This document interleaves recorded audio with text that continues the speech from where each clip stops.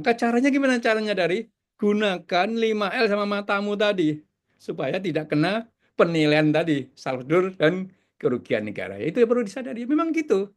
Makanya saya nggak setuju dengan hukum tadi, Pak. Hukum itu harusnya nggak begitu. Maka saya beri uang 1 juta rupiah. Negara mana selain Indonesia cara penegakan hukumnya seperti ini?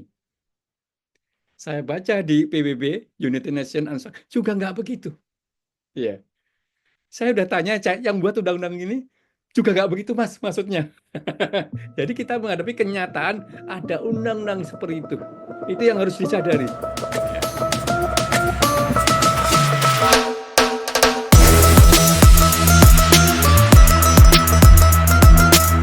Katalog itu bisa dimaknai penunjukan langsung terselubung kalau prosesnya seperti itu. Jadi di suatu daerah penyidik konstruksi banyak, yang tayangnya satu, prosesnya dia satu. Tetapi kalau itu dibuat data pasarnya banyak penyedia konstruksi, terus tertayang banyak di minus, itu bukan penunjukan langsung terselubung. Jadi saya tidak sepenuhnya mendukung kalimat, oh katalog itu penunjukan langsung terselubung. Enggak, Pak, kalau prosesnya benar.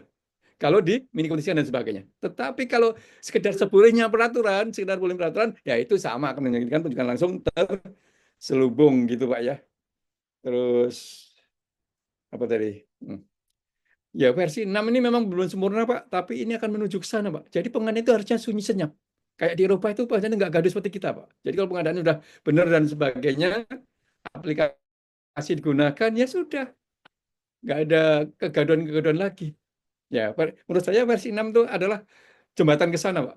Ya, ya oke. Oke gitu, Pak ya. Apalagi? Iya, betul ya Pak ya.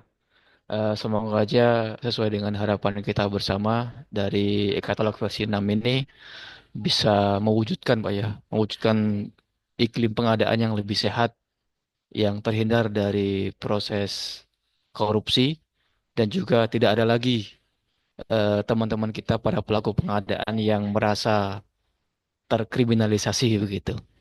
Baik, ini sudah ada yang raise hand yaitu Bapak Sudiana 1983. Silakan Pak Sudiana untuk menyampaikan pertanyaannya. Baik, terima kasih Pak. Saya Pak Sudiana dari Kementerian Agama. Apakah suara saya terdengar, Pak? Ya? Iya, terdengar jelas Pak Nggih. Sudiana. Nggih, nggih. Ya, Baik, kalau kita ketahui kan kalau keterlambatan ini penyelesaian kontrak itu memang akan ditanganin APIP. Tapi saya sempat bertanya pada APH jika ada pengaduan dari masyarakat, APH itu punya hak untuk melakukan penyelidikan. Jadi saya berpikir harusnya kan kalau ada pengaduan pada masyarakat itu tetap harus melakukan sinergi dengan APIP maupun pemerintah daerah. Jadi pada kesempatan ini saya bertanya terkait dengan tindak lanjut dari APH terhadap adanya pengaduan pada masyarakat dan apa sih dasarnya. Yang kedua, kalau Undang-Undang Tipikor itu kan mengatakan apa tuh perbuatan yang melawan hukum itu yang memperkaya diri sendiri dan orang lain. Jadi andai kata ternyata kita tidak tahu, tidak berusaha punya niat yang buruk, tetapi ternyata keputusan kita itu memperkaya orang lain, bukankah itu jadi apa ya? Jadi celah. Jadi kita sebagai insan pengadaan jadi bisa terjerat kasus pidana itu, Pak. Mohon petunjuk, Pak. Terima kasih. ya, silakan Pak Muji bisa langsung diberikan pencerahan kepada Pak Sudiana terkait pertanyaannya. Silakan Ya, Bapak. ya, proses-proses prosedural ya atau ada temuan kerugian negara itu harusnya diproses sama inspektorat, APIP dan sebagainya. Harusnya ke sana. Ya. Dan itu harus segera segera diproses apa? Ditetapkan. Ya. Jadi kalau ada temuan audit dan sebagainya dalam waktu 60 hari harus sudah selesai. Ya, selesai keputusannya. Apakah harus lunas dalam 60 hari? Itu tidak harus lunas itu. Coba tanya Anda pada auditornya, pada Inspektorat atau pada BPKRI. Ini ada temuan kerugian negara lebih bayar 70 juta. Apakah harus lunas dalam 60 hari? Seharusnya enggak. Harus lunas. Loh Pak, kalau harus lunas saya nggak punya uangnya nih, kata penyedianya. Boleh nggak saya cicil? Nah, harusnya di sini. Jadi keputusan temuan tadi 60 hari itu adalah kesepakatan penetapannya. Kalau lunasnya nggak harus lunas dalam waktu 60 hari, Pak. Kalau lunas lebih bagus lagi. Itu yang perlu Anda bicarakan bersama dengan auditornya. Kadang-kadang ini nggak dipahami juga oleh penyedia. Wah, dia ditagih 70 juta, uang aja udah nggak ada. Jadi dia kabur, lari dia. Dia punya utang di tempat lain lagi, ya lari. Karena nggak mengerti hal ini. Seharusnya itu kan bisa, ya saya cicil dulu Pak ya. Tahun depan mudah-mudahan dengan ada paket lagi saya bisa bayar dan sebagainya. Nah, gitu harusnya. Jadi pertama itu pengertian terhadap temuan audit harus lunas, itu yang harus dipahami. Yang kedua, mohon maaf, kompetensi auditor dan sebagainya, inspektorat dan sebagainya, kadang-kadang masih ketinggalan. Jangankan inspektorat Ijen dan sebagainya. Saya aja kadang ketinggalan peraturan, Pak. Karena peraturan itu bagai tsunami. Belum saya baca tamat, sudah keluar lagi peraturan. Sehingga saya bingung, peraturannya mana ini harusnya, yang harus saya baca ini, harus saya gunakan ini. Ya itu sangat mungkin juga di kalangan inspektorat dan sebagainya, dia bingung juga peraturan di mana. Sehingga akhirnya apa ini nggak diselesaikan kasus ini. Karena kasusnya nggak diselesaikan, ya, akhirnya APH turun. Ya, kalau APH turun bisa mungkin lebih cepat dan sebagainya. Itu yang terjadi. Jadi apa ya, wah, gemas ini nggak selesai ya.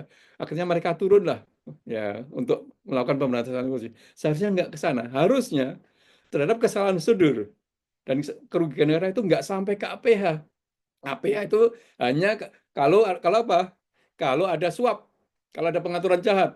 Jadi dalam sidang-sidang tipikor itu harusnya nggak ada pertanyaan, Pak. Bagaimana cara buat TPS? Bagaimana nih apa isi kontrak? Nggak ada kalimat-kalimat itu Pak dalam sidang-sidang tipikor. Tapi saya udah hadir di 50 sidang tipikor, itu yang ditanya-tanya. Bagaimana nih cara evaluasi Pokja? Bagaimana ini cara buat TPS? Harusnya enggak. Kamu, Pokja, terima uang enggak? Terima ya, uang itu buktinya di aliranmu, di rekeningmu, atau mobil itu dari mana? Nah, itu harusnya yang dikejar, Pak. Bukan ditanya, evaluasimu bagaimana? Harusnya pengadilan tipikor enggak seperti itu, menurut saya. Karena seperti itu pengadilan tipikor kita sangat gaduh. Jadi, mohon maaf ya terhadap ini teman-teman ahli-ahli anti korupsi. Bukan itu menurut saya. Orang itu harus korupsinya yang dicari. Jadi kita tuh capek, Pak. Energi kita tuh capek, Pak. Pemberantasan korupsi kita. Harusnya yang diberantas korupsi tadi yang suap dan sebagainya. Jadi orang tidak salah ya. Tadi nggak salah kan. Terus kontrak juga selesai baik. Anda cari nggak ada salahnya sudah. Padahal di situ ada korupsi, nggak terjangkau. Harusnya yang dicari adalah korupsinya. Bukan kesalahan sumber dan kerugian negara. Itu yang perlu dipahami. Ya. Jadi tanya Pak Sudiana tadi, harusnya selesai Pak. Di levelnya SPI ya, Satuan Pengawas Internal atau Inspektorat atau Ijen dan sebagainya. Tidak harus ke aparat penegak hukum. Yang terjadi karena nggak selesai di levelnya Inspektorat dan sebagainya, ya akhirnya terpaksa diselesaikan di aparat penegak hukum. Begitu ya. Pak, apakah kalau ada pengaduan pada masyarakat itu APH boleh bertindak langsung Pak melakukan penyelidikan? Terima kasih. Kalau ada pengaduan, kita baca Perpres. Itu harus terkait pada Inspektorat. Di Perpres PBJ ada itu di Perpres 16 tahun 2018. Ya, saya udah bicara sama Pradana Agung. Kenapa ini nggak teruskan? Sudah Pak, sudah 5 bulan Pak nggak ada hasilnya Pak. Nah, ternyata di Inspektorat nggak ada hasilnya, nggak diproses. Saya tanya Inspektoratnya, kenapa ini nggak diselesaikan? Aduh Pak, kerjaan saya banyak Pak. Oh Pak, saya nggak kompeten bidang ini Pak. Ah gitu Pak. Oh, berputar-putar jadi liar akhirnya kan. Ya, saya juga pernah melihat presentasi dari Kejaksaan Agung. Kalau ada pengaduan masyarakat, diteruskan dari inspektorat. Jelas tuh di materi-materi mereka. Tapi di kenyataannya ini, ketika diteruskan pada inspektorat, nggak selesai. Sudah 5 bulan, Pak. Ya, kita jadi curiga ini yang peraturan nggak hukum. Nah, seperti itu jadinya ya. Oke, lanjut. Baik, terima kasih Pak Muji. Bagaimana Pak Sudiana? Masih ada pertanyaan lagi atau udah cukup?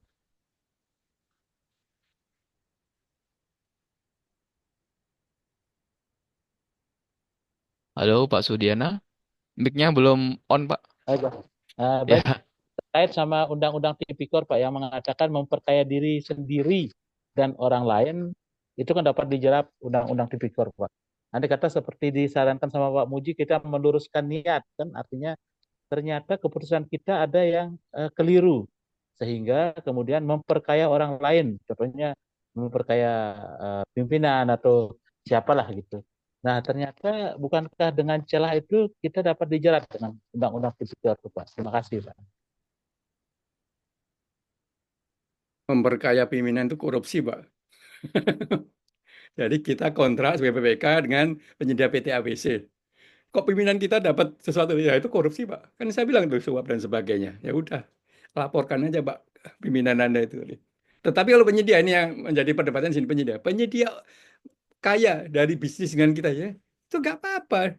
Dia kan dapat untung, dapat profit, ya jelas karena bertransaksi dengan kita dia dapat profit untung, ya nggak apa-apa, ya. Itu nggak apa, dia tidak kaya karena dia transaksi, Pak. Kecuali kita dengan PT ABC yang kaya dengan PT DF yang nggak ada hubungan kita. Dia untung, loh, nggak ada hubungannya ke untung. Nah, itu. Jadi itu harus clear, Pak. Logikanya harus di sana. Ya, tapi dalam praktek hukumnya, loh, penyedia tadi kan jadi kaya, harusnya untungnya 15%. Kok untungnya sekarang 45%? Nah, ini jadi persoalan dalam pengertian penegakan hukum kita. Kalau penyedia untung di atas 15% dianggap korupsi. Enggak, belum tentu, Pak. Ya, oke gitu ya. Ya, baik. Terima kasih, Bagaimana Pak. Pak Terima Sudiana? kasih, Bang Edi. Terima kasih, Pak, Oke, sudah jelas. siap. Makasih Pak Sudiana atas pertanyaannya. Pertanyaan yang bagus ya, mencerahkan kita semua, bisa menambah wawasan kita, membuka wawasan. Baik, Pak Buji, izin Bapak, ini saya juga mau membacakan pertanyaan yang sudah ada di kolom chat. Yang pertama dari Pak Pandu. Pertanyaannya adalah terkait kerugian negara, terkadang di berita-berita terkait kasus tipikor disandingkan dengan dugaan kerugian negara. Menurut Bapak ini bagaimana?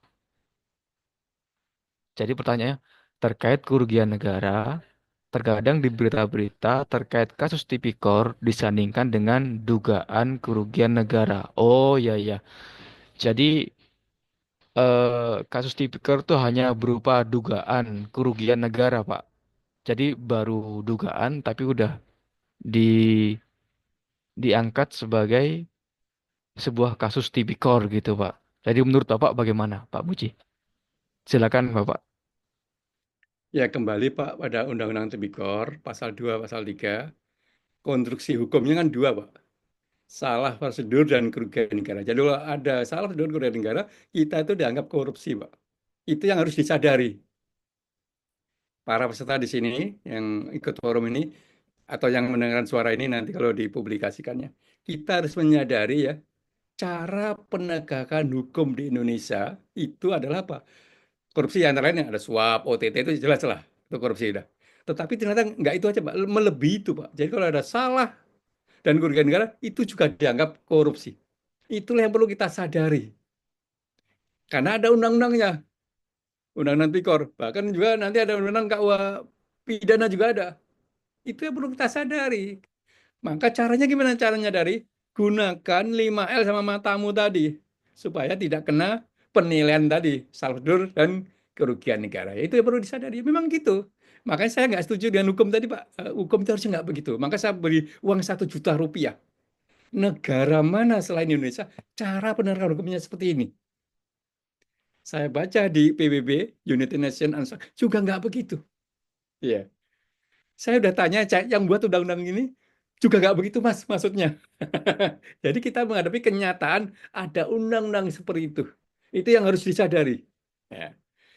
Jadi saya tanya juga APH, loh Pak, undangnya begitu ya saya ikut, Pak. Kalau Bapak undang-undang, Bapak ubah undang-undangnya, saya baru ikut undang-undangnya berubah, Pak. Ya, jadi gitu ya. Mohon maaf ya, ada sebagian oknum APH, ya dia bertindak atas undang-undang tadi. Ya, yang perlu kita sadari ya, banyak APH yang dia bertindak atas undang-undang tadi. Apa itu? Mencari kesalahan dan mencari kerugian negara. Ya, jadi saya ngobrol sama APH, Pak, nggak ada Pak suruh kayak gini. Pak, saya kan hanya ngikuti undang-undang. Kalau Bapak ubah undang-undangnya, ya saya ikut ubah apa undang-undang yang berubah. Ya, gitu aja aparat hukumnya, cara bikinnya linear saja. Ya, gitu ya. Jadi itu yang perlu kita sadari. Jangan kita makin salah dan kerugian negara.